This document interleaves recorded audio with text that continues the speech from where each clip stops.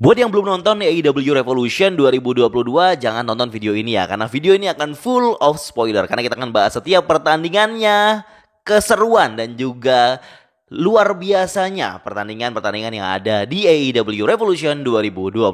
Selengkapnya di channel Gilang Wrestling, because you deserve it.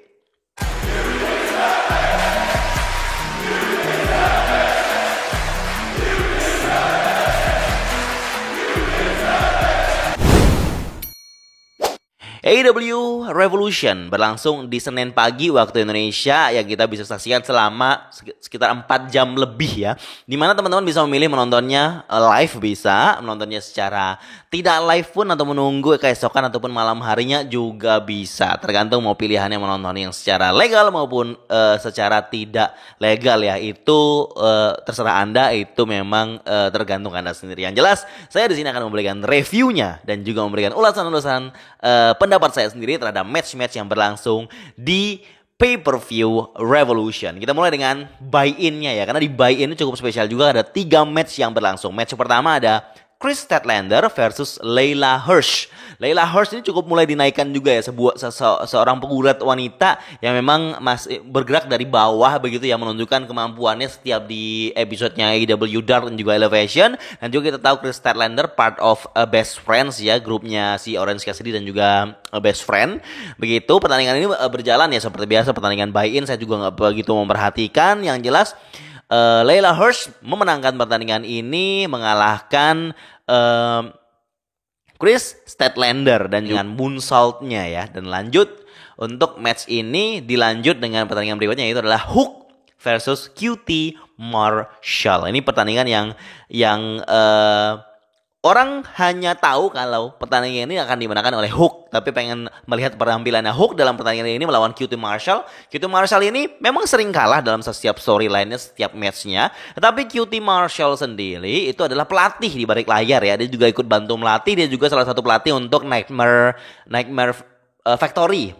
Dan dari Nightmare Family punyanya Cody Rhodes begitu. Dan Hook seperti biasa sudah diprediksi akan memenangkan match ini dengan lock red drumnya.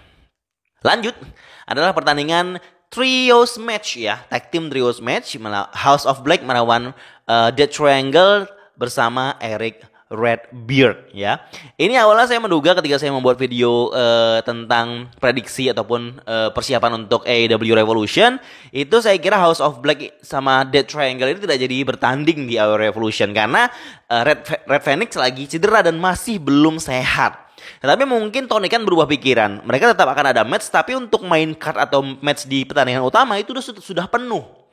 Jadi ya mereka harus dimasukkan ke dalam buy-in, mau tidak mau ya. Di acara buy-in ini adalah acara yang gratis yang bisa disaksikan di YouTube ya. Bisa pertandingannya bisa disaksikan di YouTube secara gratis dan full HD begitu. Dan pertandingan ini seperti diduga memang berjalan sangat-sangat menarik dan sangat-sangat seru. What a way to open AEW Revolution di buy-in-nya dengan pertandingan main event buy-in dari House of Black versus Pac Penta dan juga Eric Redbeard ya. Dan saya senang nih pertandingan yang tag team ataupun trios kayak gini ya, karena memang di AEW kalau main tag team itu biasanya orangnya agak sedikit melepas dari peraturan yang semestinya yang dilangsungkan oleh tag team ya, tag team match begitu, karena mereka bebas masuk, bebas keluar, masuk lagi, keluar lagi, masuk lagi. Disitulah letak serunya, karena memang keseruan pertandingan yang ada di AEW kalau tag team, kalaupun trios ataupun triple threat itu pasti pertandingannya seperti menyaksikan pertandingan yang penuh dengan keseruan dan seperti feels like a party begitu ya. Dan juga seperti match ini si Buddy Matthews, Brody King dan juga Aleister Black, Malakai Black juga memberikan performa yang sangat luar biasa. Si Brody King monsternya House of Black dan Eric Redbeard monsternya Death Triangle juga memberikan momen ataupun spot yang membuat orang wah keren banget nih. Malah si Brody King sempat lompat dari atas ring begitu untuk luncur ke bawah. Itu sangat-sangat sebuah pemandangan yang sangat jarang ya kita saksikan untuk pertandingan-pertandingan gulat pro wrestling yang ada di AEW. Dan pertandingan dimenangkan oleh House of Black. Redbeard yang membuat Death Triangle kalah. Masuklah kita ke pertandingan utama atau match-match utama untuk AEW Pay-Per-View Revolution 2022. Pertandingan yang pertama tanpa diduga yang keluar pertama ada Chris Jericho yang pasti akan melawan versus Eddie Kingston. Sebuah cerita yang sudah saya ceritakan sedikit ya waktu di video sebelumnya. Di match ini berjalan sangat fun, sangat menyenangkan begitu untuk disaksikan karena semangatnya Eddie Kingston untuk mengalahkan si Chris Jericho yang meremehkan kemampuan Eddie Kingston menyatu dalam storyline yang ada untuk match ini. Saya senang banget melihat Eddie Kingston sesemangat ini ya untuk menghancurkan ataupun untuk memukuli ataupun menghajar Chris Jericho karena dia ingin sekali mematahkan kata-katanya Chris Jericho yang katanya si Eddie Kingston ini tidak akan mampu memenangkan kesempatan ataupun hal besar ataupun pertandingan besar. You never win a big time. Dan dibuktikan oleh Eddie Kingston dengan berjibaku begitu untuk bersama Chris Jericho. Dan akhirnya Eddie Kingston berhasil memenangkan pertandingan pertama ini, membuka AEW Revolution dengan sangat menyenangkan dengan kemenangan Eddie Kingston. Kita tahu di sini di storyline singkat ini Chris Jericho jadi heel karena dia meremehkan dan mengejek yang namanya Eddie Kingston. Eddie Kingston dengan semangatnya untuk mengalahkan Chris Jericho, membuktikan omongan Chris Jericho salah, akhirnya dia berhasil memenangkan pertandingan ini. Dan Chris Jericho dalam match ini akhirnya kalah tap out dia ya. Tap out, kalah begitu, dikalahkan oleh Eddie Kingston. Dan ini membuat bukan penonton, bukan Chris Jericho yang kaget, Eddie Kingston sendiri yang kaget. Yang kaget kalau, lah ternyata aku yang menang. Ngomong sama si Aubrey, wasitnya itu. Saya yang menang, iya beneran aku menang gitu. Kayak gak percaya kalau dia tuh menang bisa mengalahkan Chris Jericho, win big time saat itu. Dan dia senang dan dia tersenyum begitu kan. Dan Chris Jericho udah punya janji kalau Eddie Kingston bisa mengalahkan dia, bisa memenangkan pertandingan, si Chris Jericho akan menyalami atau shake his hand, menyalami Eddie Kingston dan membuktikan respectnya atau hormatnya si Chris Jericho ke Eddie Kingston. Makanya setelah match, Eddie Kingston langsung datang mendekati Chris Jericho dan ingin bersalaman. Mana salamnya? Sini salam aku. Tapi Chris Jericho menolaknya. Gak mau katanya. Chris Jericho akhirnya pergi begitu saja tanpa memberikan salam ataupun hormat untuk Eddie Kingston. Chris Jericho juga sebel dan juga kesal kalau dia kalah. Dia juga gak percaya kalau dia kalah begitu ya. Dan yakin saya ataupun mungkin kemungkinan besar feud-nya akan terus berlanjut. Eddie Kingston dan Chris Jericho mungkin akan melibatkan teman-temannya seperti Santana Ortiz atau mungkin Jake Hager dan juga Sammy Guevara untuk bertandingan. Mungkin akan ada tag team ataupun trios yang akan berlangsung. Kita akan tahu kelanjutan dari storyline ini di episode Dynamite dan Rampage berikutnya. Kemenangan Eddie Kingston membuat banyak orang mungkin kaget ya. Oh ternyata Chris Jericho gak menang. Chris Jericho kalah di match ini. Tidak sesuai prediksi banyak orang. Dan luar biasa dan fun. Sangat senang saya ketika lihat Eddie Kingston bisa mengalahkan Chris Jericho dengan semangat yang dia punya sejak awal. Match berikutnya berlangsung adalah matchnya Tag Team Championship Triple Threat. Red Dragon versus Jurassic Express versus The Young Bucks. Kita tahu untuk mendapatkan kesempatan menghadapi Jurassic Express, Red Dragon harus menang Battle Royale, Young Bucks juga harus menang Battle Royale. Dan akhirnya mereka masing-masing bisa menang dan juga bisa dapat match triple threat ini. Sudah diduga dan banyak orang yang memang menantikan match ini. Karena ketika match itu ada Young Bucks dan ada tag team lainnya, match itu pasti akan seru dan juga feels like a party. Seperti walaupun mereka tag team dan mereka harus di tap dulu kalau biar mereka bisa masuk begitu, di tag begitu harus bisa masuk, tapi mereka bisa bebas untuk keluar masuk bergantian begitu, mukulan bergantian. Ini yang membuat pertandingan tag team di AEW itu sangat-sangat menyenangkan untuk disaksikan. Pasti seru, itu sudah jaminan, pasti seru karena mereka dengan bebasnya masuk keluar, gonta-ganti, lompat dari atas, lompat begitu loh. Inilah pertandingan seru yang kita selalu saksikan dan yang kita dapatkan juga di AEW Revolution. It was really fun, sangat-sangat menyenangkan untuk disaksikan dan gak akan buang waktu dan worth it, sangat-sangat worth it begitu ya untuk menyaksikan pertandingan ini. Dan pertandingan ini berhasil dimenangkan oleh Jurassic Express, retain the Tag Team Championship. Dan dalam cerita atau storyline dalam match ini itu bisa terlihat kalau Red Dragon yang awalnya barengan ataupun saling membantu bersama Young Bucks untuk mengalahkan Jurassic Express di tengah-tengah Dan menjelang akhir kelihatan mereka sudah nggak akur, mereka saling berjibaku begitu satu sama lain. Malah seperti mereka yang juga ikut dalam match ini tadinya mereka bekerja sama jadi tidak bekerja sama lagi. Dan akhirnya Jurassic Express itu berhasil mengalahkan mereka berdua, menangkan match ini dengan Jungle Boy yang shooting star press ke Kyle O'Reilly begitu, dan ketika Kyle O'Reilly masih dipegang oleh Luchasaurus. Ini poin yang keren juga yang membuat Jurassic Express sudah menangkan pertandingan yang sangat seru ini. Lanjut, pertandingan berikutnya adalah ladder match. Face of the Revolution, yang siapa yang kayak Money in the Bank ya, tapi Money in the Bank kan bebas nih nentuinnya, tapi ini kayak bentuknya bukan koper tapi ring gitu, cincin emas begitu yang besar kayak donat begitu, mereka harus ambil dari atas ring. Yang menang ini mendapatkan pertandingan TNT Champion ya, bukan AEW Champion, jadi TNT Champion. Ada Orange Cassidy, Wardlow, Keith Lee, ada Powerhouse Hobbs, Ricky Stark, dan juga Christian Cage yang baru bergabung setelah menang lawan Ethan Page di Rampage. Dan banyak sekali yang terjadi dalam ladder match ini. Seperti kita tahu akan banyak spot-spot yang sangat menarik, seperti spot di mana Keith Lee, Wardlow, dan Powerhouse Hobbs sama-sama monster, sama-sama besar berhadapan satu sama lain. Terus ada Orange Cassidy di tengah-tengah, terus tendangan mautnya gitu, gitu. Dan ini salah satu poin funnya begitu. Dan ada spot-spot menarik seperti di mana ketika Keith Lee dan juga Powerhouse Hobbs itu langsung jatuh ke bawah gitu, keduanya kayaknya dilempar sama Wardlow gitu, langsung mereka tepar semua di bawahnya, selesai mereka berdua. Terus juga sempat Orange Cassidy dilempar dengan Keith Lee dari atas ring keluar begitu, tapi kelewatan gitu, jadi nggak sempat tertampung oleh Christian Cage dan juga Ricky Stark pada saat itu.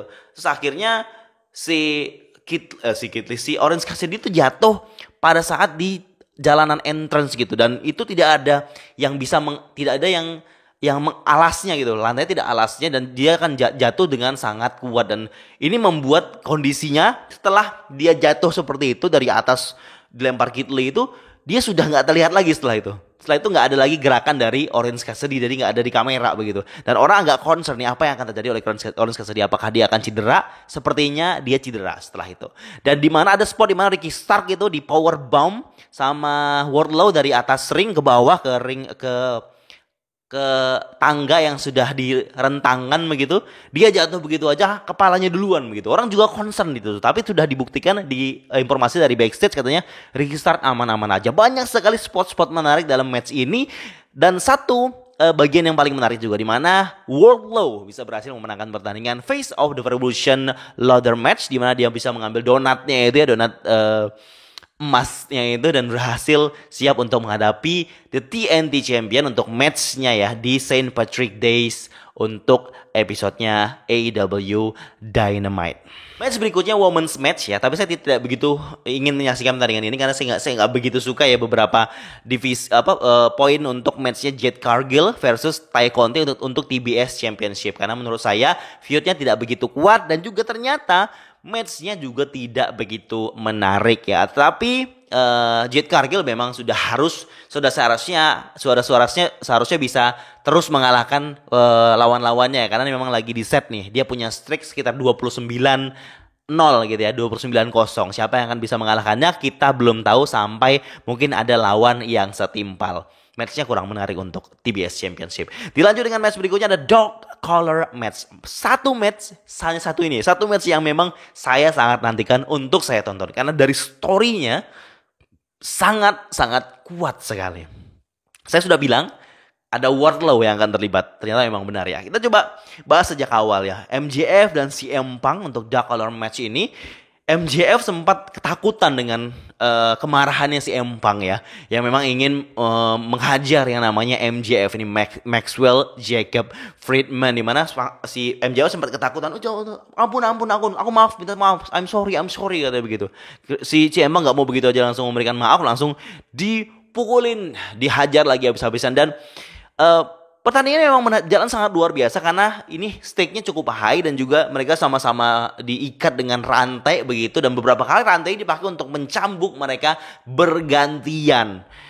Dan ada spot di mana CM Punk juga berdarah seperti dia di match Dynamite terakhir, dan juga MJF juga sempat berdarah untuk match ini. Tapi secara keseluruhan memang pertandingan sangat menarik ya. Tapi menurut saya secara keseluruhan masih lebih keren pertandingan yang waktu MJF lawan CM Punk yang di episodenya Dynamite pada kala itu.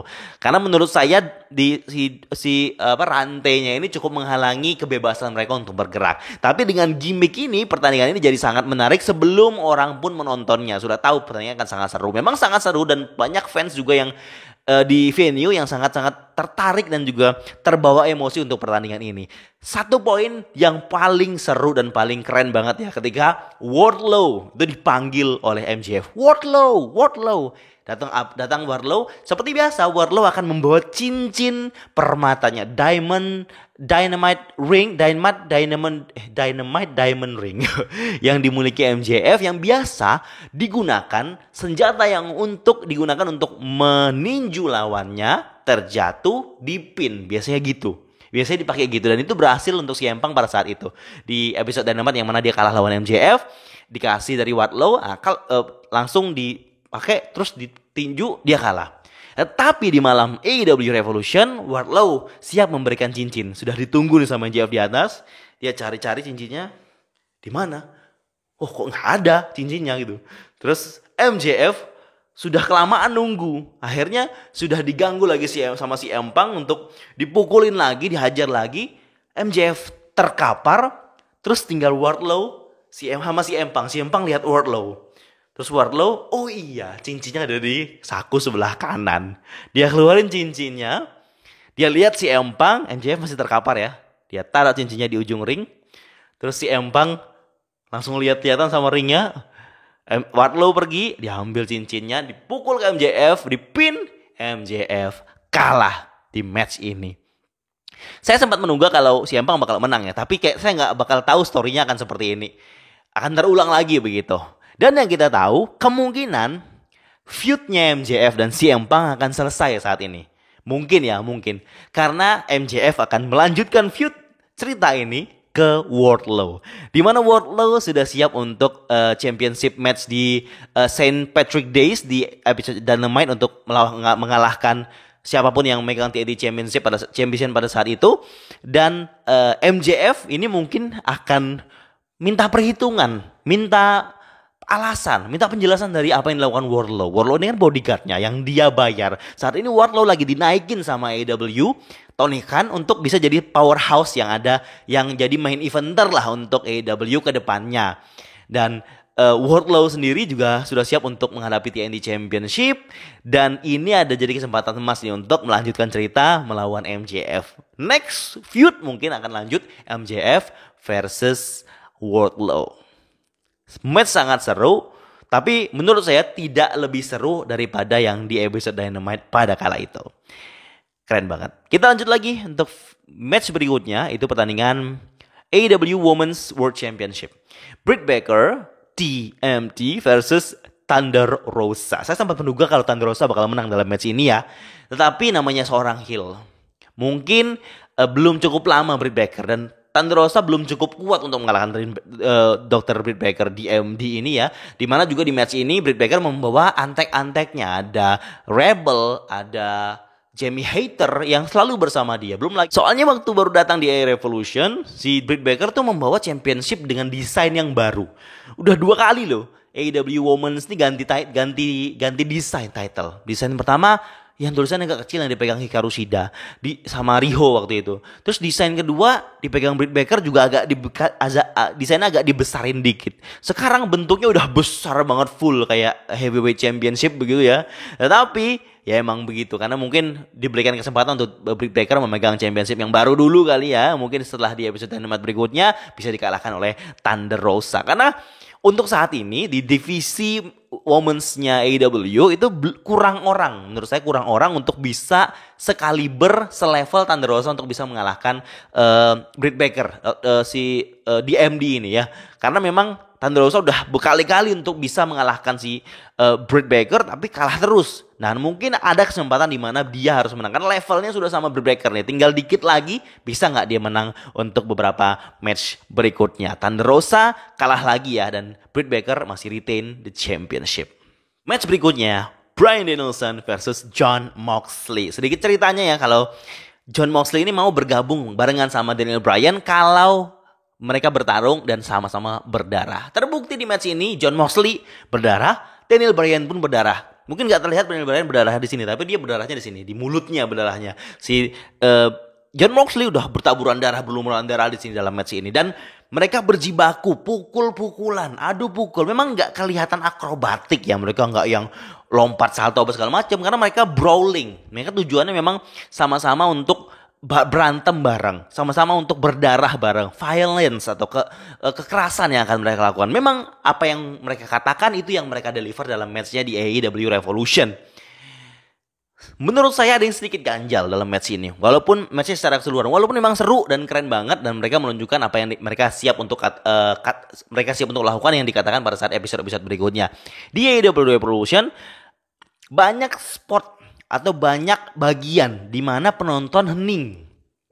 Jadi penonton nggak yang sesemangat pertandingan-pertandingan sebelumnya. Dia banyak heningnya begitu di match ini. Karena poin-poin spot besarnya itu nggak banyak menurut saya. Walaupun memang ada spot menarik dan keren juga pertandingannya. Jon Moxley loh ini, lawan Bryan loh ini. Stake-nya mereka akan bareng lah kalau selesai ini. Tapi saya nggak merasakan feel yang seru dalam match ini. Tetapi matchnya tetap keren ya. Dimana dalam match ini saya kira Bryan Danielson akan menang ya dengan kunciannya yang begini gitu, saya lupa namanya apa. Terus akhirnya Jon Moxley berbalik dan ngepin dia, dan Bryan juga nggak menduga kalau itu akan pinnya akan sampai 1 2 3 dihitung. Bryan juga kaget kalau yang menang match ini adalah Jon Moxley. Mereka siap bertanding lagi, mereka pukul-pukulan lagi, tetapi ada satu orang yang keluar. Dialah former general manager of NXT, William Regal. William Regal keluar. Duduk. Loh, semua penonton kaget lah. Ini orang siapa nih orang kok keluar gitu. William Regal keluar, misahin mereka berdua. Pisahin sama William Regal. William Regal naik tuh, terus lihat Jon Moxley, ditampar ya Jon Moxley, pak gitu. Jon Moxley nggak berani. Terus mau menantang, tapi Jon Moxley menghormatin, respect sama William Regal. Nggak jadi. Terus Bryan ketawa si Jon Moxley dipukul gitu kan. Terus William Regal berbalik ke Bryan, tapuknya juga pak gitu tampulnya. Semuanya dapat tamparan dari William Regal. Dan mereka berdua sudah berantem, disuruh minta maaf sama William Regal. Minta maafan. Jadi posisinya di sini William Regal itu adalah former ataupun mentor mereka waktu mereka masih belajar bergulat. Jadi sejak dulu William Regal ini bekerja sebagai mentornya si Bryan ini waktu di NXT, bahkan waktu mungkin sejak awal-awal mereka mau naik di WWE begitu. Si Jon Moxley juga begitu. Jadi inspirasi ataupun guru mereka, mentor mereka tuh sama si William Regal ini. Nah, adanya William Regal di antara mereka ini membuat mereka ya harus nurut apa kata gurunya, apa kata suhu mereka begitu. Akhirnya dengan terpaksa ya mereka salaman. Setelah selesai, akhirnya mereka pada bubar selesai gitu loh. Nah, poin pentingnya di sini adalah kemungkinan yang sudah kita tahu pasti Bryan sama Jon Moxley akan berbarengan. Entah mereka akan jadi tag team ataupun mereka akan membuat sebuah faction. Atau mereka akan merekrut kayak si Matt Hardy yang dari membuat Hardy Family Office ini akan jadi faction apalagi nanti. Dan William Regal bisa jadi, pasti akan terlibat dalam storyline ini. Dan William Regal sudah dibuktikan dia All Elite. Ya, jadi dia sudah terkontrak dan sudah masuk dan bergabung di All Elite Wrestling. Mungkin ada yang bertanya dari teman-teman di komen di bawah ya, sebelum ada pertanyaan itu saya jawab aja ya. William Regal gitu sudah dipecat dari WWE ya, dan dia sudah bisa untuk gabung dimanapun dia mau. Saat ini dia sudah resmi, sudah fix bergabung di All Elite Wrestling. Ini sudah sangat pasti ya, si William Regal pasti akan jadi mentor atau juga pelatih juga di balik layar yang akan sangat membantu talent-talent yang ada di AEW, di All Elite Wrestling. Begitu. Luar biasa. Kedatangan William Regal sangat tidak diduga-duga banyak orang ya. Dan dia akan jadi tambahan luar biasa yang akan membentuk karakter, membentuk mental ataupun membantu ngajarin nih orang baru, talenta muda yang ada di rosternya AEW. Lanjut match berikutnya ada Tornado Trios match yang agak sedikit dipaksakan menurut saya ya. Tapi kita pasti tahu ini akan seru. Yaitu Hardy Pembelis Office melawan Sting, Allin, Darby Allin dan juga Sammy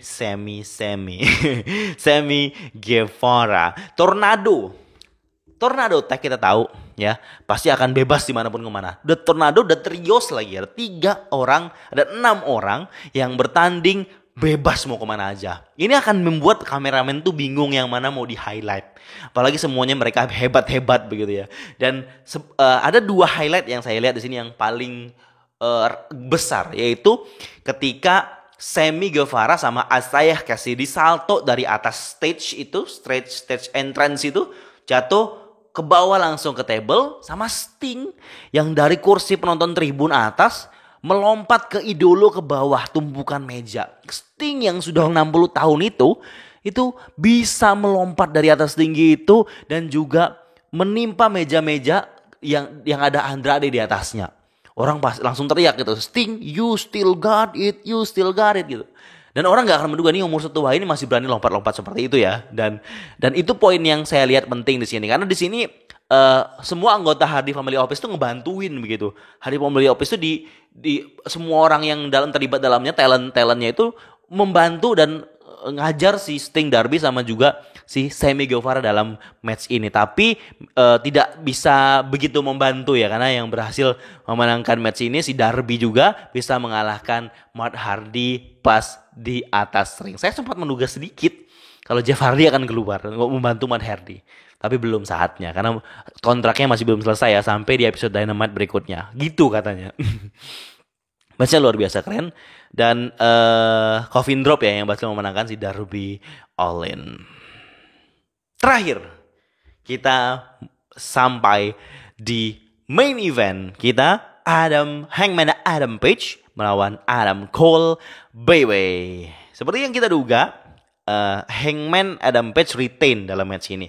Dan seperti yang kita duga juga, kalau Red Dragon pasti akan mengganggu dan Dark Order pasti akan membantu. Dan mereka semua against the odd dan tetap one on one. Dan Hangman dan Adam Cole berhasil mendeliver. Jadi dari mulai match sampai selesai match, mereka ini tidak berhenti memberikan spot-spot menarik untuk penonton yang hadir di sana. Penonton itu selalu bersorak-sorai karena tahu pertandingan ini akan seru. Adam Cole seperti kita tahu di NXT, pertandingannya atau match-nya itu pasti seru-seru. Di mana lagi ada Hangman Adam Page yang lagi naik banget, yang lagi disukai banyak orang yang ada di fansnya All Elite Wrestling yang jelas ya. Dan biasanya memang di Hangman Adam Page ini kalau pertandingan dimanapun pertandingannya itu pasti orang menyasar tangan kanannya, karena tangan kanannya ini untuk backshot lariatnya itu yang dia salto dari pinggir ring terus langsung running backshot lariatnya itu dan kena orangnya itu. Kalau tangannya nggak powerful orangnya bisa kick out begitu ya. Beberapa kali